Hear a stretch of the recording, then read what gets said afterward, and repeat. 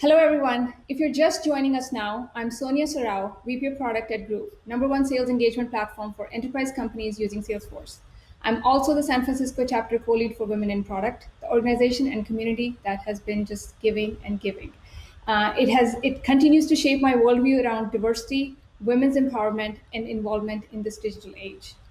And I've been having a blast with the conference, and I'm so excited to be your host for Refine Your Toolkit stage.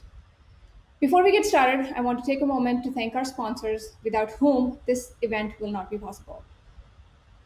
Let's get ready, turn off your work notifications, and be fully present for this session, but keep those tweeting thumbs at work. Ask questions, share inspiring quotes, and further build your own engagement with the community. During this session, Alternate Routes Rethinking the Roadmap, we have two amazing speakers. First on stage, we have Liz Love, Chief Customer Officer, ProdPad. Liz has worked in software since 2001 with roles in development, support, product management, sales, and success. She's passionate about helping others to be successful in product management, from process improvement and mentoring to defining best practices.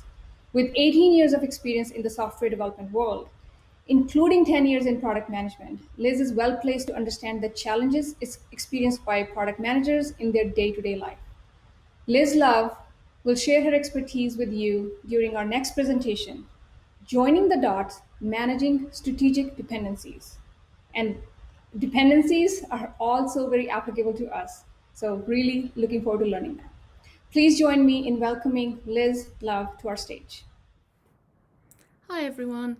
It's sad that I can't be with you today in person, but instead I've filmed this presentation for you from the comfort of my own dining room, and hopefully it'll still be useful for you. My name's Liz Love. I'm Chief Customer Officer at ProdPad, and today I'm going to be talking to you about managing dependencies, particularly managing strategic dependencies from the point of view of product management. So let's jump into the presentation and see how we get on.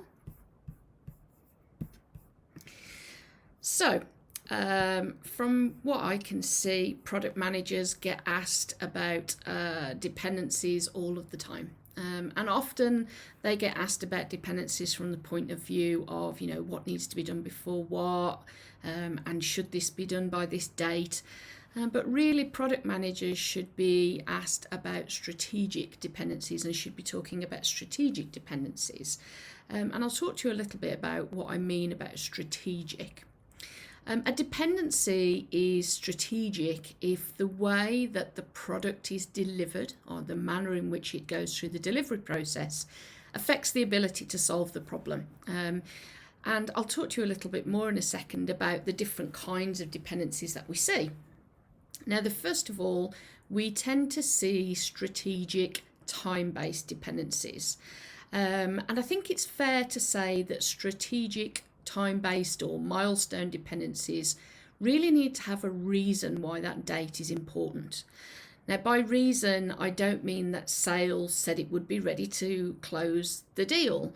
I mean that there's a real-world event that's determining the importance of the delivery. So examples of this might be that there's a new regulation or a new law where compliance is required in time for a specific date. A recent example of that, fairly recent, is when the European GDPR laws came in. As a Brit, I can tell you that there are a number of companies who are making changes in time for Brexit at the end of 2020. Now, these are what I would think of as time-based dependencies that are strategic in nature. It's important to the strategy of the company that we hit those deadlines, considering that every company should make it strategic to be compliant with law. When developing a new feature or a new product, there's often reasons why it needs to be done in time for a particular date. If there is reduced value or even increased pain for the recipient or user of the new feature, it could be seen that that is a time-dependent and strategic dependency. There's no point delivering something if it's not going to add value when you deliver it. Now, in this example here, our little purple dot bought the cake after the party was finished. It was late, and so the cake had got reduced value. In this case, there was a strategic dependency. The item was required in time for a specific date, and being late means it can't be used. Other examples like this might be the delivery of a concert ticket the day after the concert happens. Whilst the ticket might be worth $150 on the night, its value the day after is zero. The time of the delivery affects the value. Therefore, it is a strategic dependency. Now, in our world, while cake might be important, and I'll personally confess to that one, it's more likely that our time dependencies are due to important commercial events. So, are you building digital assets for a holiday-related campaign like Thanksgiving? Or do you need to have that killer feature available in time for an upcoming conference in order to maximise the return on sponsorship? In both cases, the value of what you're building is diminished or even completely lost if it's not on time. There is a strategic decision behind making it a deadline. Now, what we often see in product management world are deadlines which are driven by the fact that sales made a promise, or an investor is applying pressure, or the leadership team have set an arbitrary date in order to instill urgency in the delivery team. Now, in every case, these dependencies are not strategic in nature.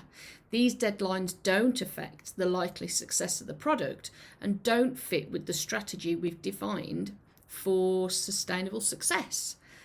Now, don't get me wrong, if there is a strategic choice made that getting a certain deal is important to sustain the future of the business, maybe that's okay. Maybe that is something that is strategic because we have to get the sale and aware of what we're risking by making that choice.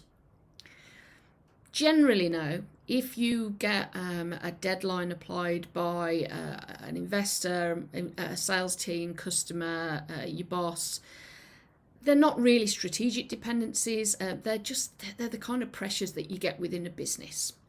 Now, it's all very well to say that, but how do we respond to requests for dates in these circumstances? The best advice I can give is to put on your product manager hat and ask why. Why does it need to be delivered by a certain date? Is it to obtain short-term gain in order to take advantage of a sales opportunity? Well, if so, counter with an explanation of the damage that's done when product decisions are rushed. While the sales team may close that deal, will a poorly judged decision result in a Frankenstein product or a feature which is suitable for one customer but maybe not the wider market? Is delivering this feature now going to harm the chance of sales making their quotas in the coming months or years? While getting that sale may ultimately become the strategic choice, it's important that the opportunity cost of doing so is evaluated and discussed before agreeing to that time-based deadline just because somebody said it needs to be done by a certain date. Now, sometimes we see requests for dates coming as a result of someone who's attempted to control the product team or someone who just wants a comfort blanket. It's the kind of situation where you'll say to your CTO, yes, of course, it'll be ready for the end of the month, of course. Really, they just want to hear that it's going to be ready in time. Or maybe they want to get an understanding of, where there's potentially a problem. Now, in this case, I'd recommend sharing details on how going through discovery reduces the risk of failure. The discovery process itself does take time, and it does help us to understand questions we don't know the answers to yet. Now, the fact that we don't know these answers means there's an inherent risk attached to any decisions we make early on, such as how we're solving the problem and when the solution will be ready. By taking a bit more time to nail down the solution and by avoiding promises we don't have faith in, we are reducing the risk of failure. Now, a little while ago now, I asked a bunch of CTOs and CEOs about why they ask for dates. And I heard loud and clear that basically they're trying to anticipate risk. And if you give your CTO or CEO the comfort that they need by showing them that you're minimizing that risk on their behalf, that you're taking that responsibility away from them by doing discovery work and understanding problems properly, then that's going to engender trust with those leadership folks. And that should mean that they're less likely to pester you for dates because they're getting the confidence that they need to understand the right thing is going to be delivered that's going to help them hit their objectives within the company. Now, in the past, I have been asked for long-term delivery dates in order for project managers or leaders to plan ahead. They want to anticipate whether they'll need extra people on the team, additional investment, or maybe a go-to-market strategy. They're trying to anticipate the next things that they need to do in the wider business in order to meet the needs of the market. So really, they're looking for dates from the delivery team in order to decide on their future planning. Now, in this example, this is where I'd highlight the difference between a roadmap, which should show strategy at the end of the day, not just what feature is going to be delivered on what date, and a release plan, which is project management artifact designed to facilitate planning. Now, in that latter case, when talking about a release plan, using a Gantt chart or a timeline is absolutely fine. The scope is well defined, resources are understood, there's a project manager in charge of communicating changes. Sometimes the product manager's wearing that hat as well, but at the end of the day, they're doing so with a project management focus rather than a product management focus. They're looking at when, how, and who rather than what and why. Now, in this example, we're talking about the communication of short-term plans based on current knowledge. Where the plans are fuzzy, where there are lots of unknowns and discovery is underway, where you're talking about long-term direction and long-term strategy, any plan with dates on it, and this is going to sound harsh, but it's essentially a lie that you're telling your stakeholders. Sounds harsh, but it's true. I don't know anybody who's put together a long-term roadmap and used dates for the future direction and had those dates be accurate. So don't lie to your boss. Don't lie to your stakeholders. Tell them the truth. These are the dates for the things that I understand, and for things that I don't understand, I can't give you a date. Stand up for yourself, and actually you'll get more respect as a result of that. Now, one thing I do get asked is, well, what about if it is a strategic date? What about if I want to produce a roadmap showing the strategy of my product, but I also want to indicate where something is under the kind of restrictions of a deadline or a real world milestone that I've absolutely got to hit? Now, the first thing I'm going to do is show you how not to do it. This is, in my eyes, a project plan or a release plan. It's showing a bunch of features down the left-hand side. It's showing time going across the top. It's a Gantt chart at the end of the day. Now, Gantt charts are great if you are planning something short-term and you have, as I say, have confidence in what you're delivering. Use a Gantt chart or a timeline to put your release plan together. But when it comes to showing a roadmap where you're trying to put across information about things with different granularities of detail and different levels of understanding about how much scope or how much detail you've got, a Gantt chart's not going to help you, because even if you have confidence about those first few items, the items further out to the right are just so up in the air that you can't be accurate. And as soon as you have time marching along the top of this Gantt chart, people are going to assume that the later items have fixed dates. It's just generally a bad idea. By the way, if you want to get into this in any more detail, I would highly recommend you look at anything by Jana Bastow, who's our CEO, who has a bunch of resources out there around the structure of roadmaps and why Gantt charts are a bad idea. Now, what we find at ProdPad is this kind of structure is much better. We have a discrete card here, a single block, which isn't necessarily linked to a timeline, and it's telling us what kind of objectives we're trying to hit, what the feature is or the changes that we're trying to do, and a date that it's needed by. It's easy to understand, it's related to a theme, and it's tied back to objectives.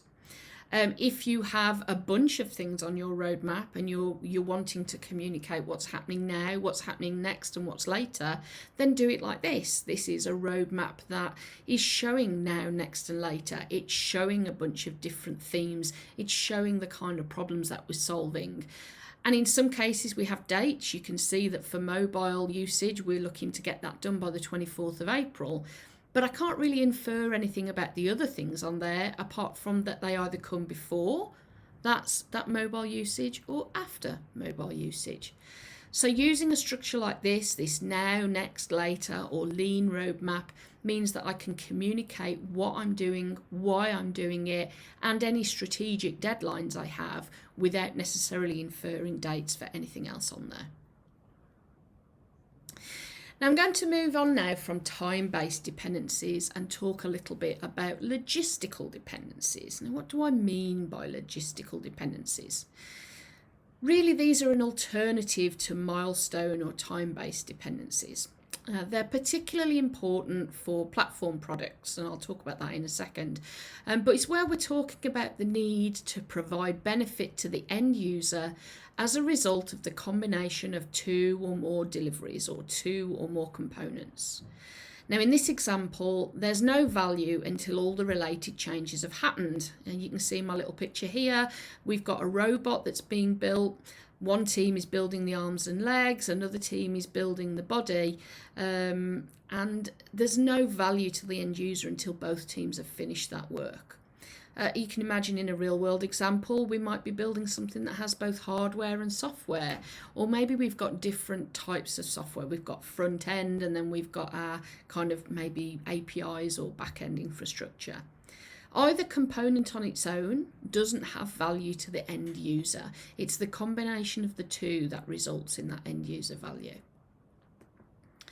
Now, why do we find that these logistical dependencies happen? I've already mentioned a few examples there, but really I think we see the biggest dependencies like this come out of anything that is a platform product. So let's just take a moment to look at what a platform really is. A platform is a product which provides value by enabling other products to exist, or maybe by introducing standards and consistency. Now, I think everybody here has already worked out that I like cake, so let's have a look at cake as an example. Let's look at the sponge cake. It's actually quite a good example in some ways of a platform product. It's a product in its own right. I can sell sponge cake on its own. Maybe I'll sell it B2B. Maybe I'll sell it to another business that wants to use the sponge cake to create their own cake.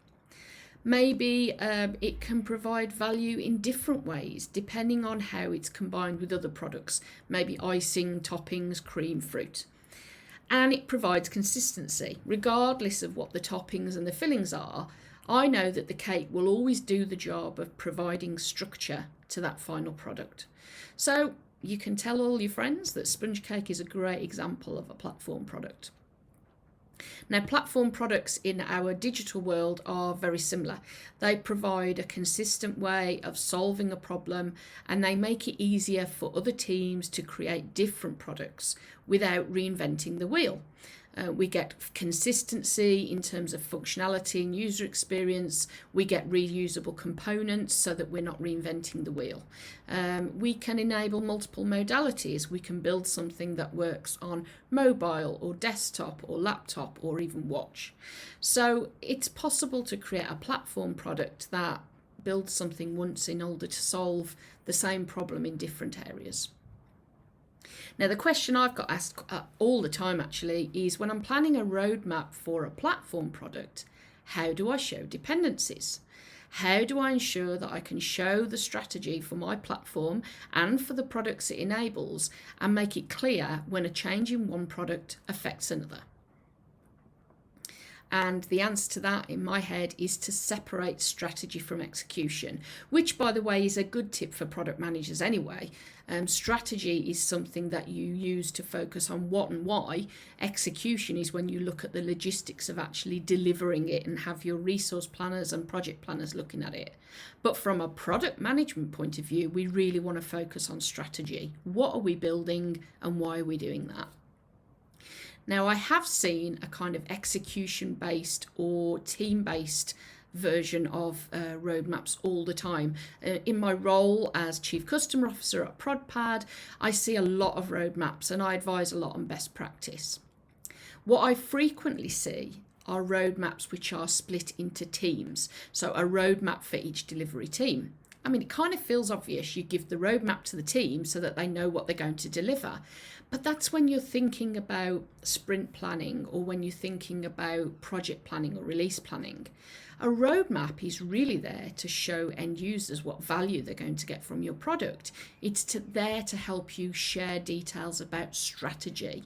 It's there to help you share details about what value is coming, and actually to test to see if people think that's the right approach for your product. Now, in this example I'm showing here, where we have kind of two team-based roadmaps, one team is responsible for the API or the back-end components, and one team is responsible for the product as it's delivered to the customer. In each case, there's a need to add detail to each item on the roadmap to show it's dependent on another piece of work. You can see I've circled a couple of things on these two roadmap cards where you can see that one is dependent upon another.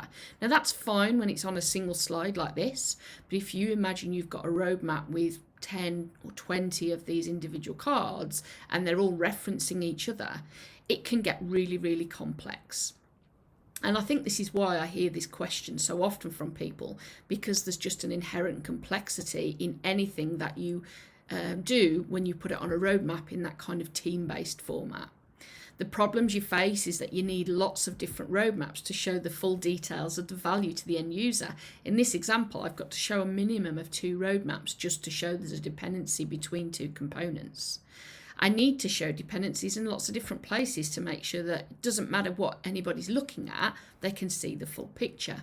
And it's difficult to see all the detail in a single view, and it's difficult to reprioritize. So if we have to shuffle things around, we've got to think about all the different places we've got to move our roadmap in order to make sure things still work. To my mind, that's why this team-based or execution-based roadmap is just very, very difficult to manage. And it's why I get the question so often. Now, I prefer a much different approach. And that's to structure roadmaps and even to structure our product portfolios in terms of the value, the ultimate value they provide to the end user. Now, platform teams who are working on platform components are ultimately doing so to ensure there is value to the user. Or at least that's what they should be. There's very little point in spending time and effort and money building the coolest platform components if they don't eventually enable a feature to be delivered to an end user to solve a problem. Now, in the example I've put on the screen here, the end user needs the analytics dashboard so that they can see the data in an actionable form. That's the problem that we're solving. And we're even tying that back to the objectives we have around meeting the enterprise needs or enterprise end of the market, getting user growth. So already on this single roadmap card, I'm talking about the value to the end user and the value to the company that I work for. Now, clearly, some of the work that needs to be done is on the back end. It's done by the infrastructure team, and some of it's being done in areas of the product that are being managed by a different team, maybe a front-end team or a team that is focused on looking after the needs of a particular user segment. But what we're doing here is we're expressing all the work in a single, combined initiative, and we no longer need to worry about showing dependencies other than maybe making sure all of these different pieces of work are shown in the correct order in the list. This is a strategic view. It shows which problem we're solving. It shows the reasons why we're solving it. It shows the different pieces, the different components that we've got to work on in order to meet the needs of those users. It doesn't necessarily focus on which teams are working on this, and there's ways in which you could perhaps manage that through the execution process by pushing each one of these components to a different project in Jira or Trello or wherever you're working. But at the end of the day, this strategic view is showing value to the end user, and it's showing the things that are going to be done to deliver that value, regardless of who's actually working on it. So from the point of view of anybody who's consuming this roadmap or using this roadmap, the user value is really easy to understand. all of the ideas around how you might solve the problem are visible in a single place, regardless of which team is eventually going to deliver the work. We can see how we're going to meet the needs of our customers or our users. It's a lot easier to reprioritize. If we decide that we no longer need the analytics dashboard, we can push the whole project out into a later column, maybe our next column or our future column, our later column. And we don't have to worry about whether we've got to shuffle around things in roadmaps for other teams. Now, execution can be managed separately and can be coordinated by a project management team once the plans are fixed and in place. But from a strategy point of view, the decision on when to execute is much easier because we know we're executing at the point where we're going to be delivering value to our users. Now, there are other advantages to this. Changes to any project funding or any approvals that you need to go through are much easier to manage. Again, it's down to communication. It's down to being able to share your plans and share your strategy. If it's put together in a single value-driven roadmap, it's much easier for your end users to actually see what's actually going to be done, and that just makes it easier for everybody to make decisions about those approvals. Also, you'll find that the whole process is very lean. Now, we talk here about I've got lean, agile, flexible. What I really mean is you're going to be taking on a piece of work when it's ready to be worked on and when it's required by the market. You're going to be doing it at the point where you are enabling end user value. You're not just going to be building a platform or building platform components because you think you might use them at some point in the future. You're using the least amount of effort possible to deliver value to the end user because you're just going to be working on the components that you really need to work on in order to deliver that value. You can still be agile when you actually get as far as delivering this by iterating and going back and checking that value has been obtained. And the whole thing is very flexible in that if you decide at some point that you're going to work on a different approach or take a different approach or try a different solution in order to solve the problem, the roadmap is flexible enough to allow you to do that without having to worry about all the different interdependencies and things that you're showing on there. Now, the other thing is it's very easy to add and remove scope without large-scale roadmap changes. Again, you haven't got all these links and arrows and dependencies from one project to the other. You've all got this all in one nice, easy place. And it's much easier to spot any potential issues that you've got with your planning. So I'm going to sum up now. We've talked quite a lot about dependencies today. We've talked about different kinds of dependencies, but regardless of whether you're talking about a time-based dependency or whether you're talking about a logistical dependency, it's really only a strategic dependency if the delivery method, the way that you're delivering, affects the value to the end user. Now, if you shift your approach from a Gantt chart style roadmap or a timeline roadmap to more of a theme-based, lean, now, next, later roadmap, you're going to inspire much better conversations around strategy, around what and why. And you're going to be focused on delivering the right things at the right time with value that is going to help your end users. So by focusing on strategy rather than execution and splitting those activities up, it's much easier to plan, it's much easier to reprioritize, and overall it's much easier to adapt to your market. Thank you very much for listening to me from the comfort of my dining room. If you want to tweet me, you can get me at LizzieLove. You can drop me an email, liz@prodpad.com, if you've got questions. And I'm sure I'll be answering some of your questions in the interactive sessions as well. Thank you ever so much. It's been great to speak to you all today. Thank you. Bye-bye. Thank you, Liz. Next up, please welcome Abbie Kouzmanoff, Senior Product Manager at Amplitude, one of my favorite companies. Abbie Kouzmanoff is a Senior Product Manager at Amplitude, where she helps companies adopt product intelligence to build better products. She was previously a product manager at Dropbox, where she drove revenue growth for the company through continuous experimentation and optimization. Abbie's learnings have been published by Y Combinator, and she loves discussing product experimentation. Published one.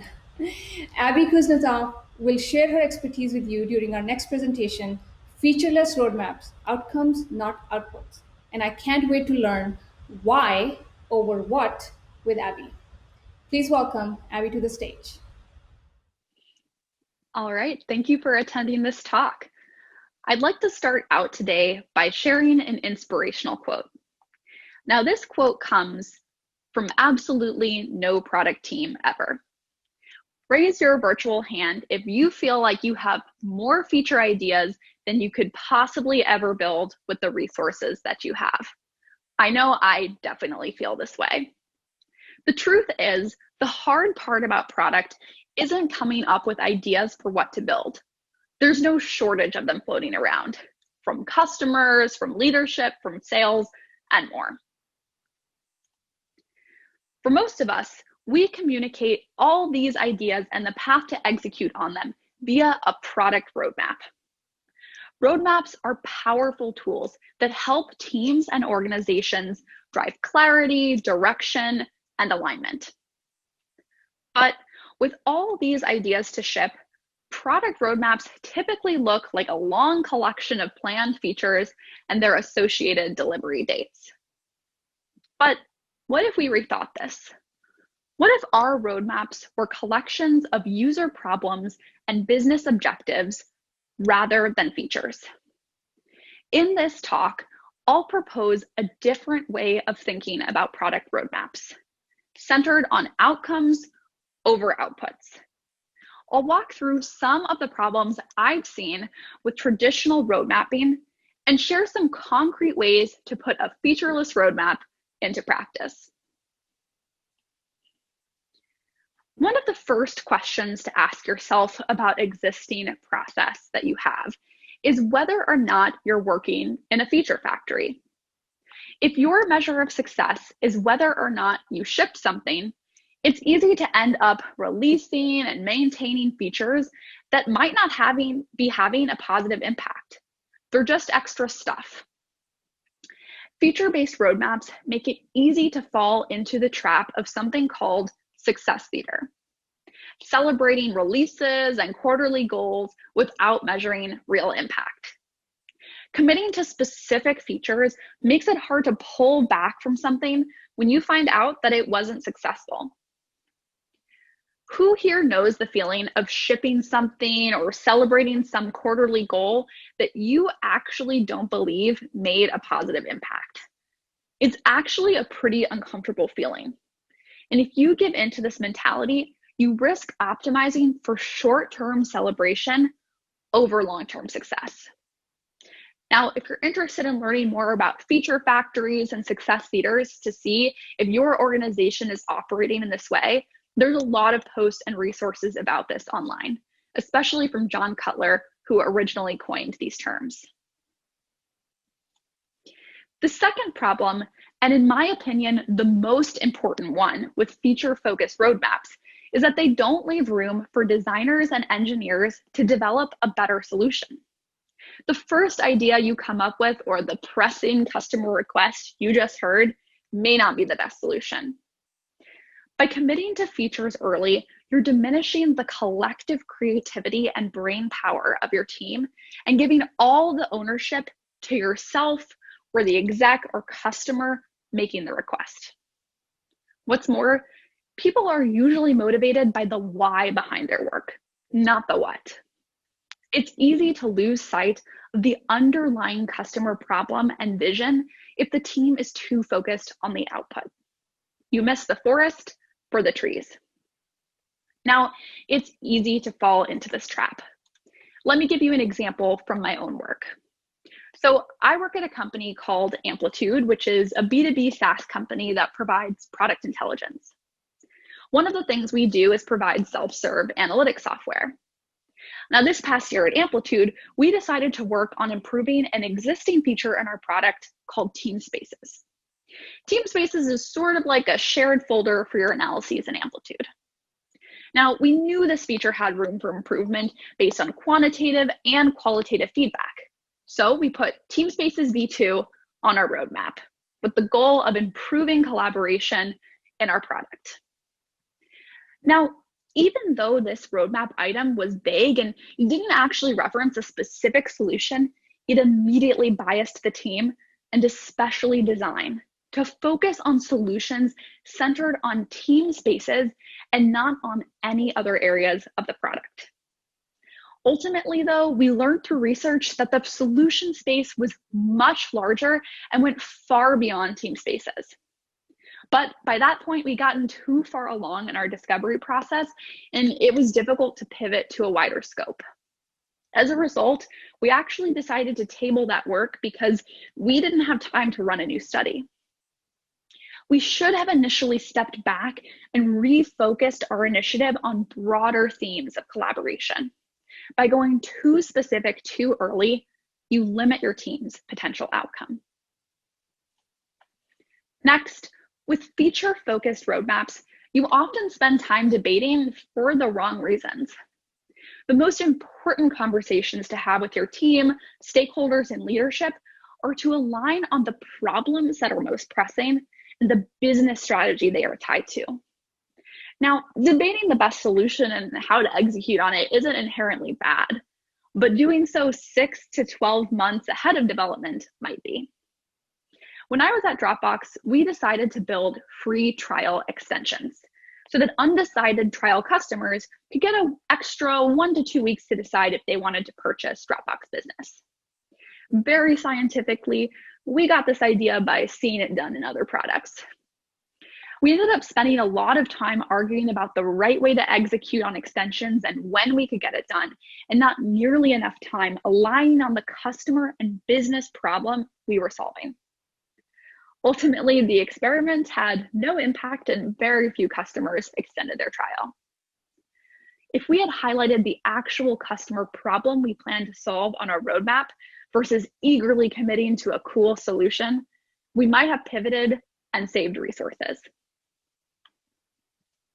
So, what is the solution to all this?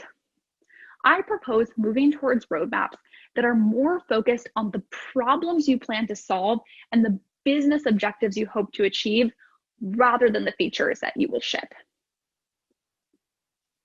The first approach I can recommend for moving to a more outcome-oriented process is to add business objectives to your roadmap. So imagine this example, you have chosen improve new sign-up conversion rate by 10% as a business objective for a future quarter. Then the question becomes, what do we need to do in order to achieve this outcome? Themes ground stakeholders in the type of work you will do without completely overly specifying the tactics. Here, remove friction from sign-up actually gives people a pretty decent idea of what you might work on without setting things in stone.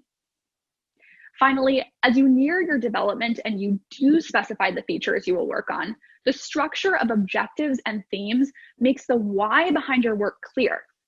This can motivate the team since they know what they're solving for and how their work could actually impact the bottom line. And as an added benefit, tying your work to objectives makes it much easier to say no to emerging asks because you have a clear business reason that you can point to. Now, if all of this is new, tools like Product Board are actually really great for diagramming this type of roadmap. They make it pretty easy to do that. Or you can simply do it in a PM's best friend, the spreadsheet. The second approach is what I call problem road mapping. In this method, you commit to solving a user problem as opposed to a feature and prioritize these problems directly on your roadmap. For example, you might prioritize the problem, customers do not know how to find their teammates' analyses in Amplitude for Q1, let's say. Now, while this sounds great, it might be difficult for your organization to actually get behind this approach. So one method I use in these cases is to choose relatively vague initiative names that represent the problem space you're solving rather than the feature itself and map these out. So here are 3 features that we actually built in the past year at Amplitude, identified by the feature originally requested or just the first idea someone had. Instantly, these direct the team to a specific solution, and it's actually pretty hard to come back from that. You might even get attached to them, and you'll find that it's actually pretty hard to remove them from the product if the feature doesn't end up being successful. Now, here's an example of how you could rename them on a roadmap to focus more on the core problem without specifying the exact solution. Take the feature Event Explorer. This particular name actually implied a different feature to every person on the team. However, it did represent a core alignment on the problem we wanted to solve. Customers need help learning what data to use to answer their questions. It even meant something specific to our CEO, who is passionate about this area.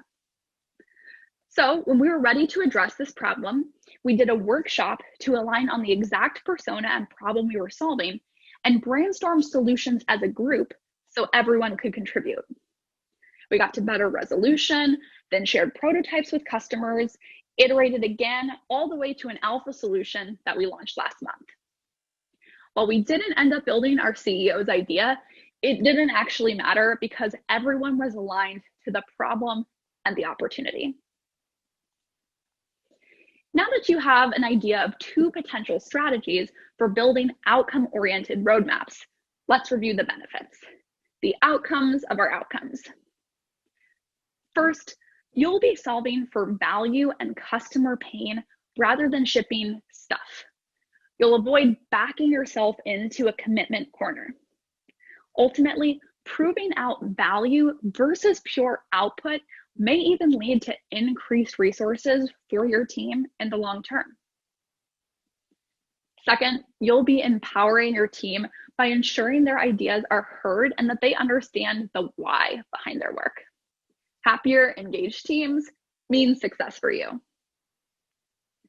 Finally, you'll increase strategic alignment over problems and business goals rather than product details. What's true right now may not be in 6 months from now, and debating it could be a total waste of time. If you're able to drive these things, that's basically a recipe for a promotion. But of course, all this does not happen overnight in an organization. Pick an initiative or 2 to start this with. Start changing your vocabulary from features to problems and objectives. Consider even sharing learnings-focused updates versus release updates. Overall, I hope you find that making this shift improves both your team's long-term success and yours. Thank you. Thank you, Liz, and thank you, Abbie, and to all those who have joined us live. If you'd like to connect with our speakers, they are available for Q&A and roundtable discussions in our interactive sessions tomorrow at 10 a.m. PST. You can find the sessions on the side navigation of the Hopin window, the app that I hope you're all using to engage with the community. Coming tomorrow on the stage, join us for changing behavior through smarter product design. Log on to hashtag 20WIP app to review presentation decks and replay any talks you missed or want to dive deeper into. Take it further challenge. Inspired by something shared in a session, head to the attendee section in the app where you can search by name and connect beyond the event. Bonus points, request a virtual coffee date for next week in the app. You'll have the option to add meetings to your calendar of choice right from the app. I know a lot of us are either currently job seeking or always on the lookout for the cool next opportunity. If that's you, check out the Hopin sponsor booth. You'll find recruiters ready to chat and PMs from your dream companies to give you the breakdown on what it takes to work there. Thank you again for joining us, and be sure to join us for next session on this stage, Changing Behavior Through Smarter Product Design.